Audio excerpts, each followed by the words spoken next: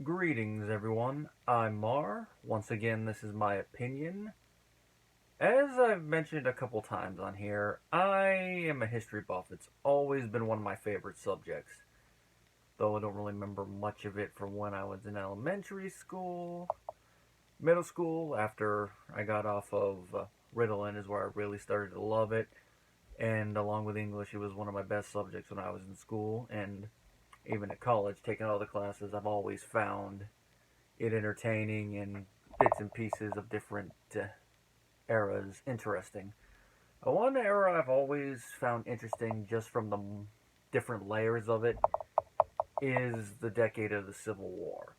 And it's not just because of the war itself, but it's all the politics and all the layers. The reason I bring that up is because it indirectly ties into the title of this episode, and the subject matter kind of ties in with the whole war too, the whole family dynamic, because the Civil War was, brother versus brother, a line that's also brought up in this episode. Of course, this is episode 13 of season 2, Civil War, and it is about Frank and his reenactments. This is one thing that is only brought up in this episode and then never brought up again. Unlike other things involving Frank, he always brings up his time in Korea. It's one of those back in my day things he does. He's like, in Korea. It's to the point whenever, a couple times when it's brought up, the rest of the family members like, yeah. He always brings up the lodge buddies and some other hobbies like being an accountant. But they never really bring up the fact that he was a Civil War reenactor, and his buddy Harry is never mentioned again. At least his other buddies are always brought up, so it makes me wonder why. Did they not get the actor back? Did they just want it to be a one and done plot of the week? We never get the answers to these. And of course, if you've seen the episodes before this, my answer: sitcom writing. That's how it goes.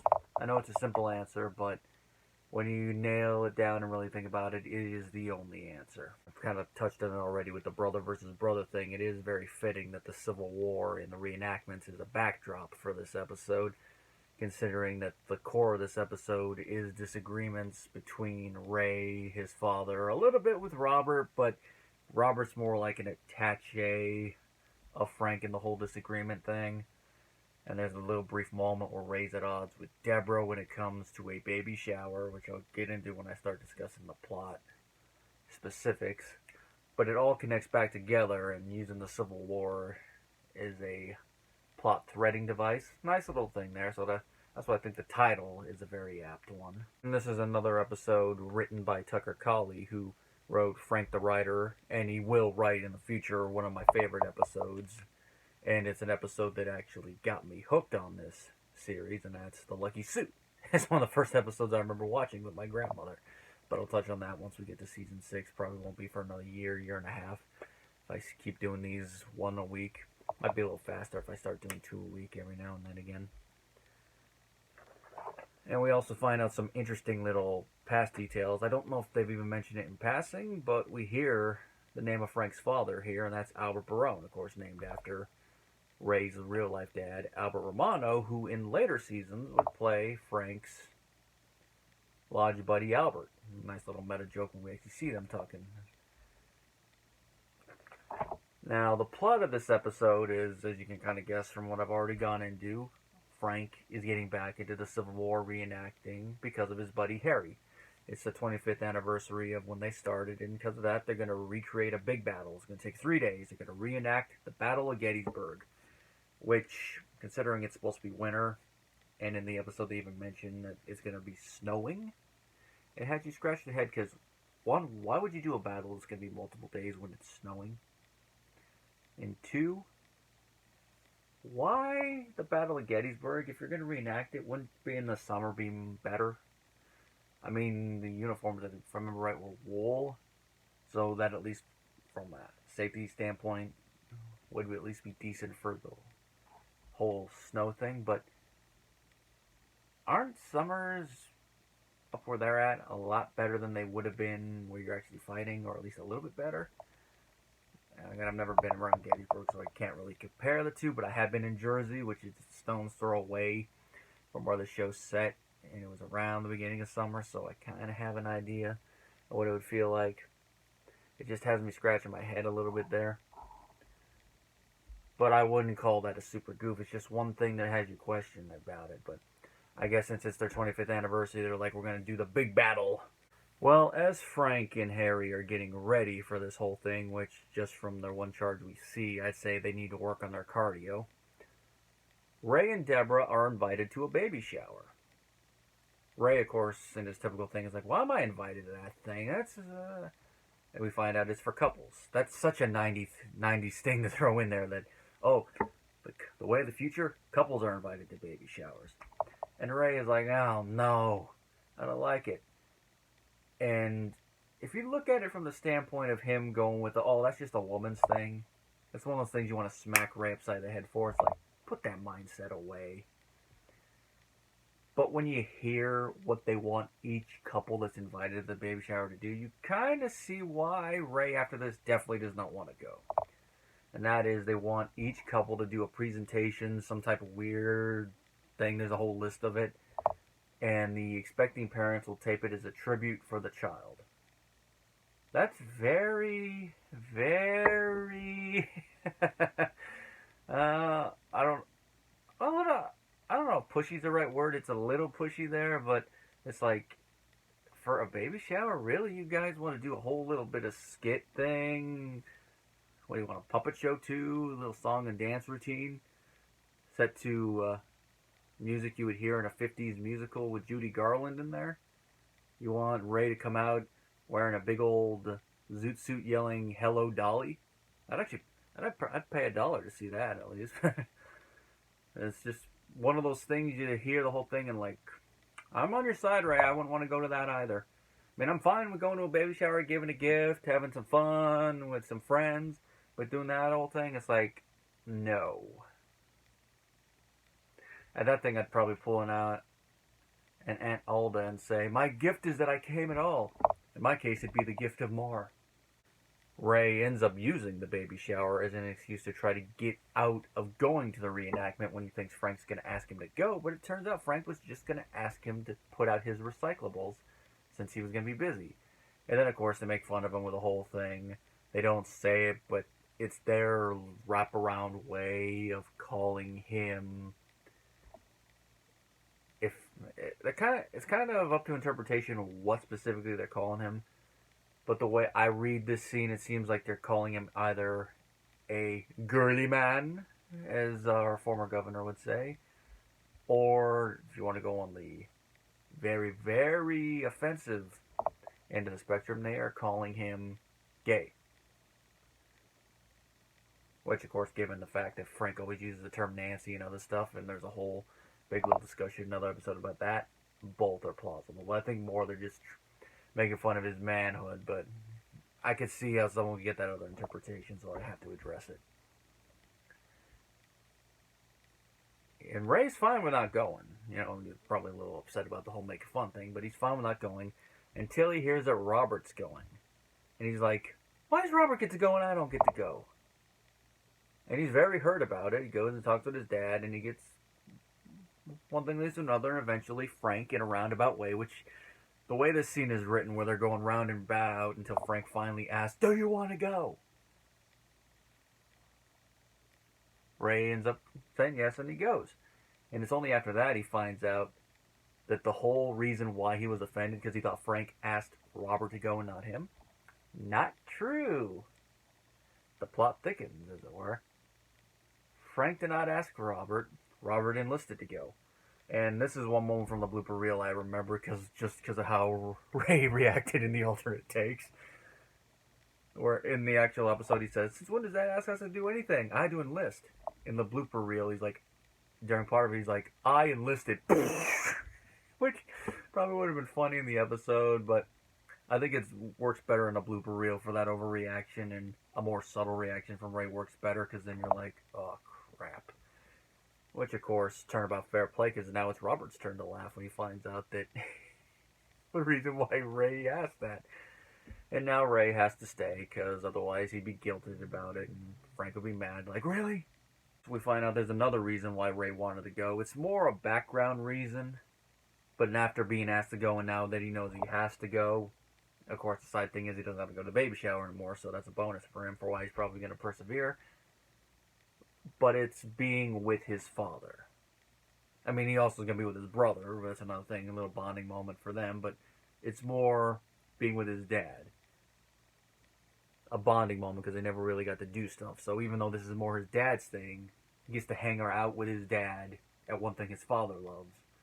And maybe he might enjoy it, but or if not, at least he gets to see a little bit more of this side of his dad. Not the side his dad shows him in front of everyone else. And of course that is kind of pushed down a little bit once Ray gets his uniform and he finds out that he's not going to be on the Union side with Harry, Frank, and Robert. No, he's going to be a Confederate. And they make fun of him about it. And he's like, well, I can't eat grits and say y'all. What if they hear me talk? Robert shoots back, maybe they'll hang you as a spy. Which still makes me chuckle.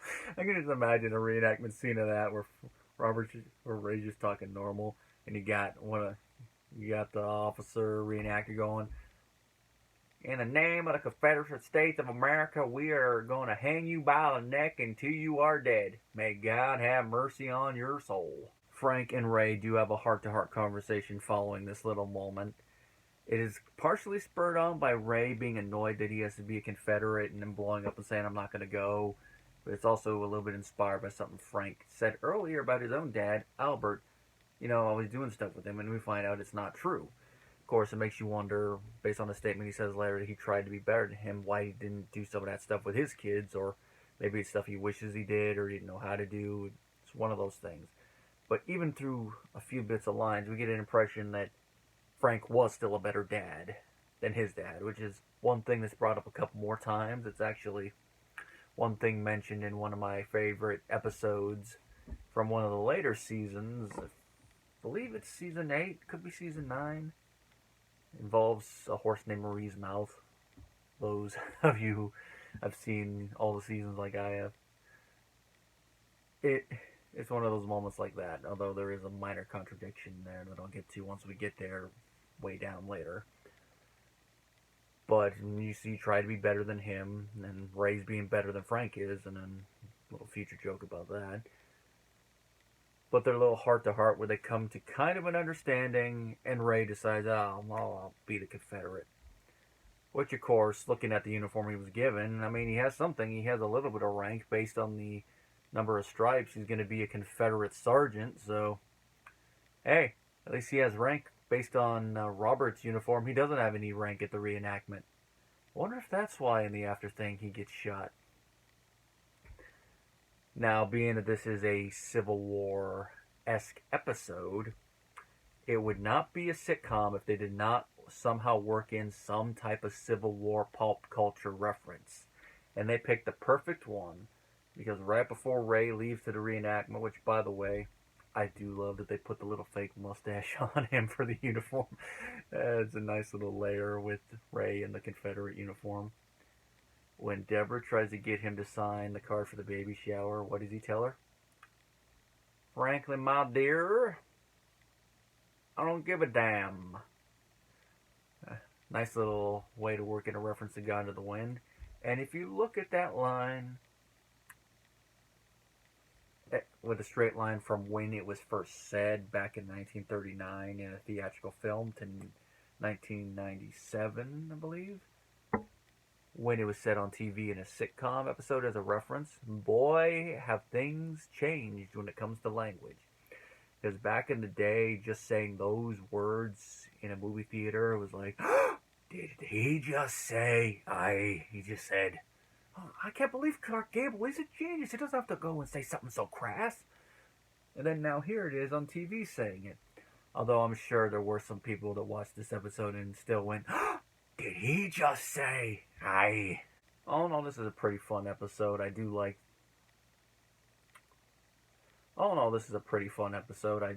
enjoy the family dynamic between Ray and Frank. A little bit of Robert thrown in there. Marie's not really in the episode that often. She's more a background thing there to have a couple bits of dialogue.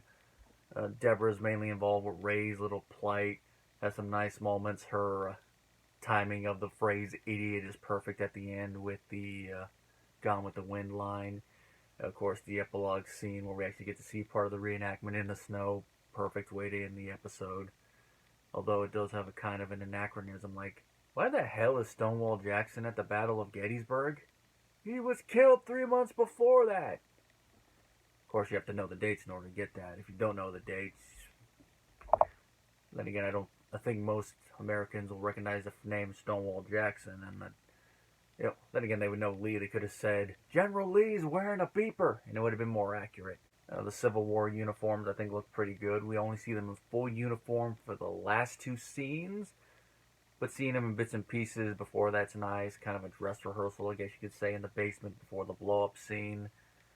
I don't know how accurate the uniforms are as they wear them. I'm going to assume that they are pretty close to the mark, but I'm sure there might be some minor things you'll find wrong with it. Hopefully they actually did look into how they're supposed to look, probably asking some reenactors some questions, but that's just, hope.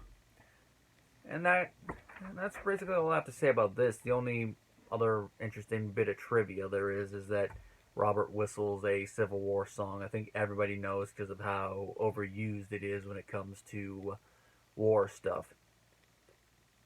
But he does it slower than what most people would recognize.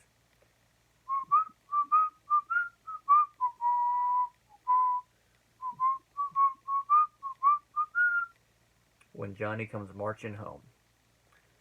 I think he kind of does it as a mock towards Ray, considering one of the nicknames for the Confederacy, Johnny Reb.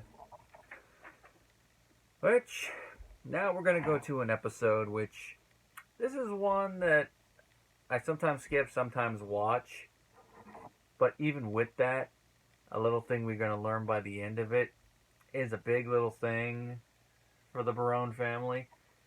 But like some other little things we're going to find out after the episode's over, it's never going to be mentioned again. And of course, it's the first time their Italian heritage is brought up in a way that connects back to Italy.